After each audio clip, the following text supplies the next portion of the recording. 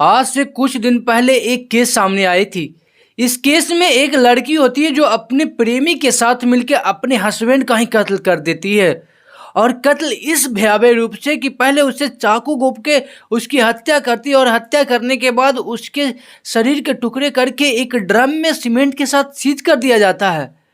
और ये केस से अभी लोग उभरे भी नहीं होंगे कि एक और एकदम मेरठ की जैसे ही एक और केस सामने आई।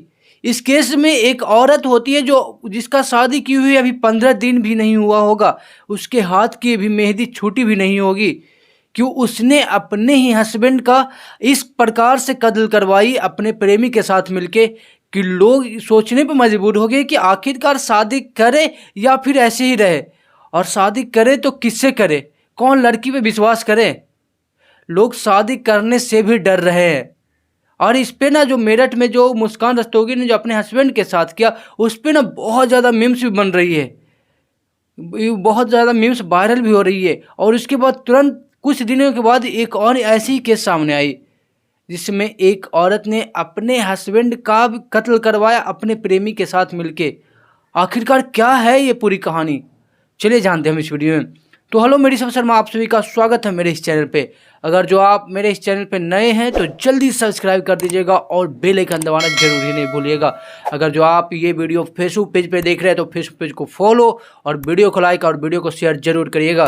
तो चलिए आज आपको जो सच्ची कहानी हम सुनाने जा रहे हैं वो उत्तर प्रदेश की है। उत्तर प्रदेश का जिला औरैया, और औरैया जिला के अंतर्गत एक थाना आती है, उस थाना का नाम है बेला थाना।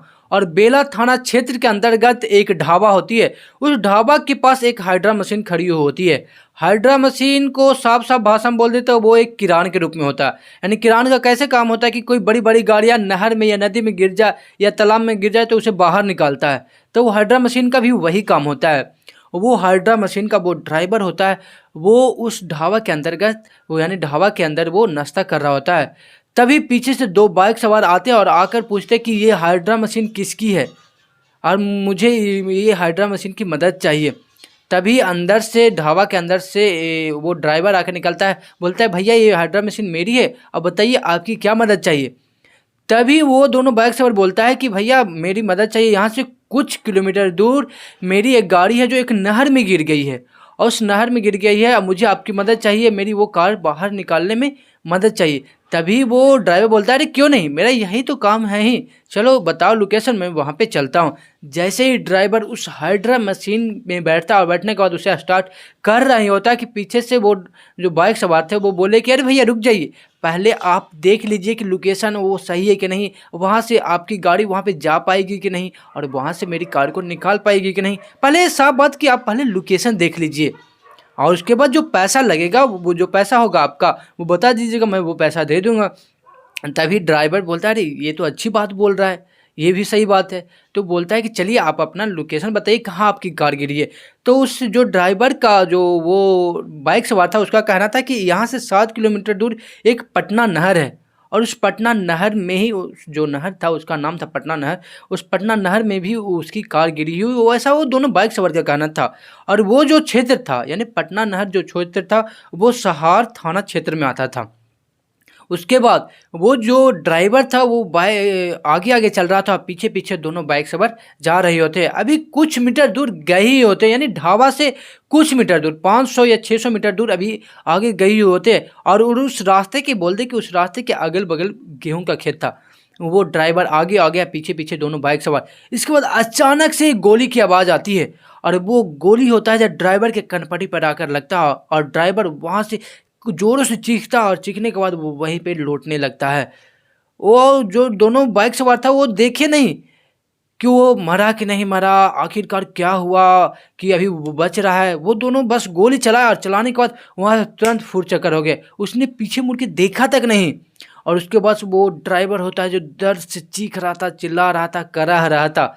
तभी कुछ मिनट बाद यानी 5-10 मिनट बाद एक राहगीर उस रास्ते से जा रहा होता है और जाते उसने देखा कि कोई व्यक्ति इधर कराह रहा है, गेहूं के खेत था, उसमें वो कराह रहा था, एकदम चीख रहा था। तभी वो राहगीर उसके पास जाकर देखता है तो उसको एक गोली लगी हुई थी और वो खून से लथपथ था। वो राहगीर आस-पास पड़ोस में जो गाँव था उसे बुला वहाँ के लोगों को बुलाने की वो कोशिश कर रहा था। वो राहगीर भी वहाँ पे चीखने लगता है, सबको बुलाने लगता है, चिल्लाने लगता है। तभी धीरे-धीरे करके वहाँ पे भीड़ इकट्ठा हो जाती है और भीड़ इकट्ठा होने के बाद फिर तुरंत उसी में से किसी एक ने पुलिस स्टेशन फ़ोन कर दिया, यानी सहारा जो थाना क्षेत्र था वहाँ फ़ोन कर दिया। और वहाँ फ़ोन करने के बाद पुलिस तुरंत उस घटनास्थल पर आती है और वो जो ड्राइवर होता है उसे तुरंत गाड़ी में बैठाकर उसे जैसे भी होकर उसे तुरंत एक हॉस्पिटल लेकर जाया जाता है। उस हॉस्पिटल का नाम है विधुना ACHC में ले जाकर भर्ती कराया जाता है। अभी भर्ती करा जैसे ही उस ड्राइवर को भर्ती कराया था कि भर्ती कराने ही उसके फ़ोन पर एक कॉल आती है और कॉल आने के बाद वो पुलिस वो फ़ोन उठाते हैं। फ़ोन उठाने के बाद होता है कि पुलिस को बोलता है कि हेलो, हाँ कौन? तो पुलिस बोलते हैं कि हम पुलिस बोल रहे हैं। तो उधर से जो व्यक्ति था वो एकदम से डर जाता है, अरे पुलिस ने कैसे फ़ोन उठा लिया, आखिरकार बात क्या रही होगी? तभी पुलिस बोलते हैं कि हाँ आप कौन, क्या बात है बोलिए। तभी वो बोलता है कि मैं उसका बड़ा भाई बोल रहा हूँ, मेरा नाम संदीप यादव है, जो उत्तर प्रदेश के मैनपुरी जिला का एक थाना होती है भोगांव थाना क्षेत्र में एक गांव होती है, उस गांव का नाम है नंगलादीप, वो वहाँ से बोल रहा होता है।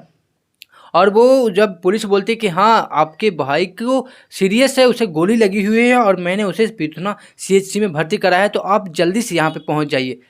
भाई जैसे ही ये बात सुनता तो उसके पैरों तले एकदम से ज़मीन खिसक जाती है कि मेरा भाई अभी ठीक ठाक ही था और एक बैग ऐसे कैसे बात हो गई। फिर उसके जो ड्राइवर के जो परिवार वाले थे वो तुरंत वो विधुना CHC में तुरंत पहुंच जाता है और पहुंचने के बाद वहां पे पुलिस के पास जाकर वो लोग रोने लगते हैं। तभी उसका भाई कहना था कि मेरा भाई से बात हुई थी लगभग 1:30 के करीब और उसका एक 19 मार्च को एक प्रोजेक्ट मिला था। वो जिला कन्नौज का एक जगह होती है उमरदा थाना के शाहनगर में एक पुल होता है। शाहनगर में एक पुल होता है, उस पुल का कंस्ट्रक्शन मिला था, मेरा भाई वहाँ पे गया था।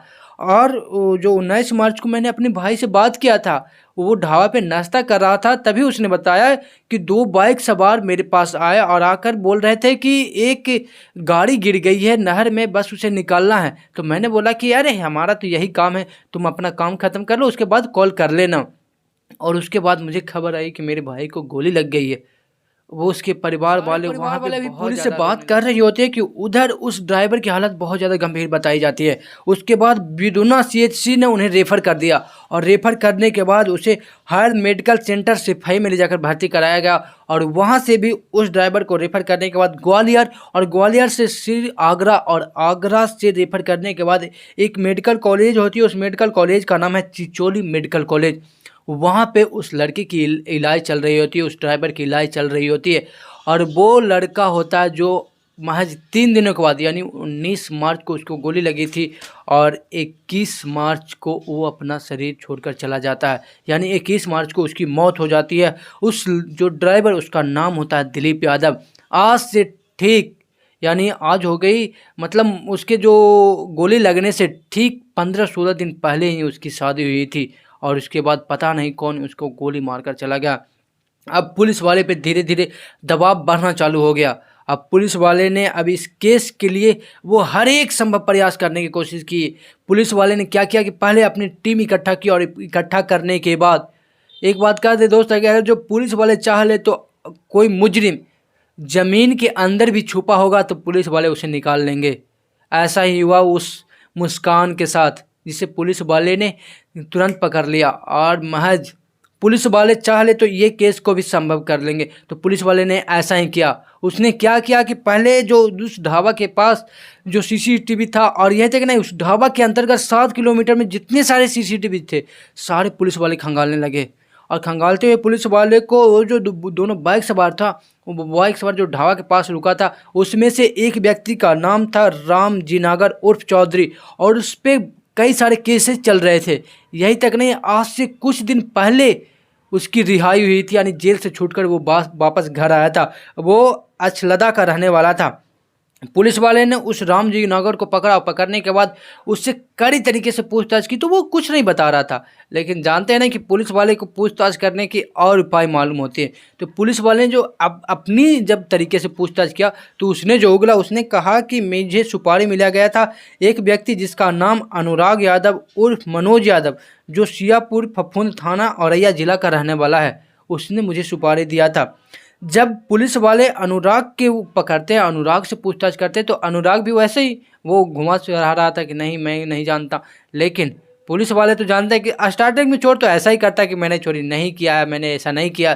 तो पुलिस वाले ने क्या किया कि उसे भी अपनी तरीके से पूछताछ की। तो पूछताछ करने के बाद उसने बताया कि एक लड़की थी जिसका नाम प्रगति यादव, जो मेरे घर से ठीक 500 मीटर दूर के पास के घर है उसमें वो रहा करती। प्रगति यादव का नाम सुनते ही इसके परिवार वाले वहाँ पे बहुत चक्कर आ जाता है कि एकदम आश्चर्य कर, प्रगति यादव तो मेरी नई जो बहू आई है, जो इसकी पत्नी, जिसकी मर्डर हुई, इसकी पत्नी का नाम है। तब प्रगति यादव को पुलिस पकड़ती है और पुलिस पकड़ने के बाद जो प्रगति यादव से जो पूछताछ करती है तो प्रगति यादव ने जो बताया, पुलिस को बताया, पुलिस वाले भी सुन के हैरान हो गए। प्रगति यादव का कहना था कि उसकी एक बड़ी बहन थी जिसका नाम था पारुल। पारुल की शादी हुई थी संदीप यादव, जो दिलीप यादव का जो बड़ा भाई था, उसके साथ। और मेरी शादी तय हो गई थी दिलीप यादव से, यानी संदीप यादव का छोटा भाई यानी पारुल का देवर से मेरी शादी हो गई थी। और वो उस शादी से राजी नहीं थी। दरअसल बता दे, जो प्रगति यादव थी जो किसी और से प्यार करती थी, उसका नाम था अनुराग यादव। वो जो अनुराग यादव था जो ट्रक का ड्राइवर था, और वो ज़्यादा पैसा वाला नहीं था, वो गरीब था। यहीं तक नहीं, प्रगति यादव उससे बहुत ज़्यादा प्यार करती थी, उससे 4 साल से अफेयर चल रहा था। एक रिपोर्ट के मुताबिक यह भी बात सामने आई थी कि दोनों रिलेशनशिप में भी था और आन दिनों कभी कभी दोनों मिलने के भी जाता था। ये बात मतलब प्रगति यादव को अच्छा नहीं लगा कि वो उससे के साथ जो उसका जो बॉयफ्रेंड था अनुराग यादव, उससे शादी नहीं हो रही है। वो अपने परिवार वालों को भी मनाने की कोशिश की, लेकिन उसके परिवार वाले नहीं माने। और 5 मार्च 2025 को शादी थी इसके दिलीप यादव के साथ। तभी दिलीप यादव से शादी करके जो रस्म होती है वो रस्म पूरा करके जो मुंह दिखाई, इसमें इसे बहुत ज़्यादा पैसा मिला था। एक बात बता दी, जो संदीप यादव और जो दिलीप यादव था, दोनों बहुत ज़्यादा पैसा वाला था।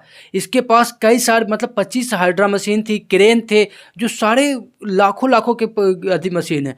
और इसके पास कई कट्ठे में ज़मीन भी थे, कई बीघे में ज़मीन थे, मतलब ये करोड़ों का मालिक था। पैसा को कोई कमी नहीं था। इसके लिए इसके परिवार, जो लड़की के प्रगति यादव के परिवार वाले थे, इसी कारण से इसकी शादी इस दिलीप यादव के साथ करवा देते हैं। लड़की के परिवार वाले भी खुश थे, लड़के के परिवार वाले भी खुश थे, और लड़का जो दिलीप यादव था वो भी खुश था, लेकिन खुद लड़की खुश नहीं थी। उसके बाद जब इसकी शादी होती है, तब जब मतलब तय होती है, तब इसका जो बॉयफ्रेंड होता है अनुराग यादव उर्फ मनोज यादव, उसका कहना था कि तुमने तो मेरे साथ वादा किया था कि मैं साथ निभाऊंगी और तुम्हें सातों जन्म तक नहीं छोड़ूंगा, और यहीं तक नहीं मैं तुमसे ही शादी करूंगी। तो अब क्यों तुम वादे से क्यों मुकर गई? ऐसा करते हम दोनों भाग कर भी शादी कर लेते हैं। लेकिन प्रगति यादव का कहना था कि नहीं, जिससे हम शादी कर रहे हैं वो बहुत पैसा वाला है, और ये एक काम करेंगे, हम उससे शादी कर लेंगे और उसके बाद क्या करेंगे, उसका मर्डर करवा देंगे। और मर्डर करवाने के बाद हम जो उसकी जितनी सारी पैसा जितना सारा उसके पास होगा वो सब तो अपना ही हो जाएगा, और उसके बाद हम दोनों शादी कर लेंगे। और अगर जो उसके परिवार वाले बोले कि किसी और से शादी कर लो, तो लड़का राजी होगा, हम राजी नहीं होंगे। तो ये प्लान बहुत ज़्यादा अच्छा था, ये प्रगति यादव ने पुलिस को बताया। और उसके बाद 10 मार्च को जैसे ही शादी के ठीक 5 दिन बाद वो अपने घर जाती है, तो घर जाने के बाद वो घर में किसी नहीं मिलती है। घर जाते ही तुरंत वो अपने बॉयफ्रेंड जो उसके घर से ठीक 500 मीटर दूर ही रहा करता था, वो उसके घर जाते हैं। और घर जाने के बाद दोनों आपस में लिपट जाते हैं, और लिपटने के बाद दोनों आपस में रोने लगते हैं। और ये लड़की होती है जो इसकी मुंह दिखाई में जो रस्म होती है, उसमें जो जितने सारे इसको पैसे मिले थे, जेवर मिले थे, सब उस बॉयफ्रेंड मनोज यादव के लिए पास ले जा कर के रख देती है कि ये लो, ये सब तुम्हारी अमानत है। और उसके बाद इसके आगे क्या करना, अनुराग यादव उर्फ मनोज यादव ने आगे का प्लान स्टार्ट किया। वो उस दिलीप यादव को मर्डर करने के लिए वो सोच रहा था कि आखिरकार इसे मारे तो मारे किसे। उसने कई सारे यूट्यूब पर वीडियो देख लिए, कई सारे क्राइम ने जो सतर्क होता है, क्राइम पेट्रोल होता है, उस पर वो वीडियो देखा कि आखिरकार मर्डर करे तो करे किसे। वो सोच में बैठा हुआ था। तभी उसके दोस्त था जो राम जी नागर उर्फ चौधरी, वो जेल से वापस आया था, उसके पास जाकर कहता कि एक लड़की का मर्डर करना है, कितना पैसा लगेगा। तो उसने कुछ पैसे, लगभग एक रिपोर्ट के मुताबिक मालूम पता चला है कि वो 2 लाख रुपये उस चौधरी यानी रामजी नागौर को देता है। और उसके बाद बोलता है कि आखिरकार मर्डर करे तो करे कैसे। तो उसने क्या किया कि सबसे पहले वो एक ग्रुप बनाया तीनों का, जो लड़की थी प्रगति यादव, मनोज और ये जो रामजी नागर, ये तीनों का ग्रुप बनाया। कहा कि व्हाट्सएप से ही बात करेंगे, ऐसे नॉर्मली कॉल करेंगे तो हम पकड़े जाएंगे, और व्हाट्सएप से कॉल रिकॉर्ड होता नहीं है, किसी को पता नहीं चलेगा। और ये तक नहीं, वो हस्बैंड से भी बात करेगी तो व्हाट्सएप से ही बात करेगी। तब ये तो पूरे अथी बन गया, प्लान तो बन गया। उसके बाद ठीक जो 19 मार्च को जो लड़का जो अपना मशीन, हाइड्रा मशीन लेकर जो काम पर गया हुआ था, वहाँ पे वो लड़की फ़ोन करके कहती है कि जो प्रगति यादव है वो अपने हस्बैंड को फ़ोन करती है और कहती है कि कहाँ हो, क्या कर रहा हो, मुझे तुम्हें बहुत याद आ रही है, जो घर जल्दी चलाओ ना। वहाँ पे दिलीप यादव बोलता है अरे क्यों नहीं, मैं यहाँ पे ढाबा के पास, वो जगह का नाम बताता है कि मैं ढाबा के पास नाश्ता कर रहा हूँ, बस काम ख़त्म करने के बाद 1-2 दिन के बाद मैं जल्दी घर चलाऊँगा। आखिरकार बात क्या है, क्या बात? नहीं, मुझे आपकी बहुत याद आ रही है, ऐसा लड़की बोलती है। उसके बाद वो दोनों बाइक सवार वहाँ पे उस घटना थी, उस ढाबा के पास जाते हैं, और ढाबा पे के पास जाने के बाद वहाँ पे मर्डर कर देते हैं। जैसे ही ये बात उसके परिवार वाले ने सुना और पुलिस ने सुनी, पुलिस वाले सुने तो वो भी हैरान थे कि बताओ कैसा पुतोह लेकर आई थी तुम, जो अपने ही हस्बैंड का कत्ल करवा दी। और ये एक बात बता जाए, जो संदीप यादव था उसका दिलीप यादव चचेरा भाई था, यानी दिलीप यादव इकलौता अपने माता पिता का बेटा था और संदीप यादव भी इकलौता अपने माता पिता का बेटा था। बताओ, एक ऐसी औरत जिसका अभी हाथ का मेहंदी का रंग छूटा भी नहीं था, उसने अपनी हस्बैंड का खुद कत्ल करवाई, सिर्फ अपने पैसे, मतलब पैसे और बॉयफ्रेंड के लिए, और कुछ नहीं। आज से कुछ दिन पहले भी एक ऐसी घटना सामने आई थी जिसमें मेरठ के मुस्कान रस्तोगी ने अपने बॉयफ्रेंड के साथ मिलके अपने खुद हस्बैंड जो सौरभ राजपूत था उसका कत्ल करवाई और कत्ल करने में खुद साथ दी। पहले तो उसके चाकू घोंपकर उसकी हत्या की और उसके शरीर के टुकड़े करने के बाद एक ड्रम में पैक कर दिया। ये दोनों केस के सामने आने के बाद अब लोग यह सोचने में मजबूर हो गए हैं कि शादी करे तो करे कैसे, शादी करे या फिर ऐसे ही रहे। क्योंकि अगर जो शादी करेंगे तो पता नहीं कैसी औरत मिलेगी, अगर जो उससे कहो भी किसी से चक्कर रहेगा तो वो भी शायद मुझे मार देगी। अब इस पे ना बहुत ज़्यादा मीम्स भी बन रहे हैं, सारे लड़के लोग के तो टेंशन में क्या है, शादी करें तो या करें या फिर ऐसे ही ज़िंदगी रख ले तो करे, अगर जो शादी कर लिए तो कैसी लड़की मिलेगी। तो दोस्त, मेरा यह ग्राम वीडियो बताने या सुनाने का यह मतलब नहीं है कि किसी को परेशान करना या किसी के दिल को ठेस पहुंचाना, मेरा ऐसा कोई मतलब नहीं है। मेरा बस मतलब है कि आप लोग सतर्क रहें और सुरक्षित रहें, और हो सके तो अननेसेसरी किसी की मदद करते रहें। ठीक है दोस्त, फिर मिल रहा है ऐसे ग्राम वीडियो के साथ नेक्स्ट और अगले वीडियो में। तब तक के लिए इजाज़त दीजिए। जय हिंद, जय